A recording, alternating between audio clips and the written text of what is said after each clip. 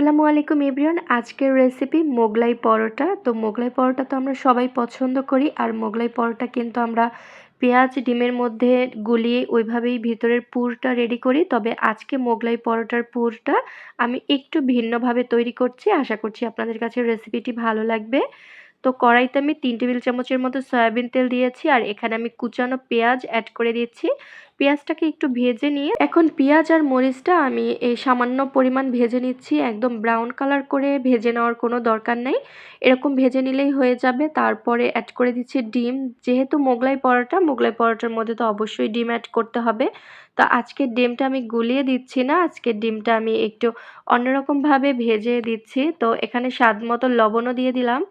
এখন পেঁয়াজ, কাঁচামরিচ আর ডিমটাকে আমি মিশিয়ে নিচ্ছি। খুব বেশি সময় ধরে ভাজবো না। তো এর মধ্যে এখন আমি অ্যাড করে দিচ্ছি গরুর ভুঁড়ি বা বট। আপনারা দেখে তো বুঝতে পারছেন। আমি আগের দিন রান্না করেছিলাম। তো রান্না করার সময় আমি একটু বট উঠিয়ে রেখেছিলাম। এভাবে মোগলাই পরোটা বা চাইলে কিন্তু এই পুরটা দিয়ে আপনারা পিঠাও বানাতে পারবেন। তবে আমি আজকে মোগলাই পরোটার শেপে বানাবো। তো আমি যে সময় ভুঁড়ি রান্না করি সে সময় কিন্তু আমি অল্প পরিমাণ উঠিয়ে রাখি পরদিন নাস্তা খাওয়ার জন্য। তো এভাবে খেতে আমার খুবই ভালো লাগে, তাই আপনাদের সাথে শেয়ার করছি রেসিপিটা। তো এখানে আমি সামান্য পরিমাণ কালো গোলমরিচের গুঁড়াও অ্যাড করে দিয়েছি। এখানে আর কোনো মসলা অ্যাড করার দরকার নেই। তো ২ থেকে ৩ মিনিটের মতো নেড়েচেড়ে নিলেই কিন্তু হয়ে যাবে। আর ভুঁড়িটা যেহেতু আগেরই রান্না করা ছিল, তাই বেশি সময় ধরে রান্না করারও কোনো দরকার নাই। তো পুরটা রেডি হয়ে গেলে আমি এক সাইডে রেখে দিচ্ছি। আর আমি আগে থাকতেই এই আটার ডোটা মেখে রেখেছিলাম। আপনারা চাইলে কিন্তু আটার পরিবর্তে ময়দাও দিয়ে বানাতে পারেন। তবে আমার কাছে আটা ছিল, তাই আমি আটা দিয়েই বানিয়ে নিচ্ছি। তো বড় সাইজের রুটি বেলে নিয়েছি।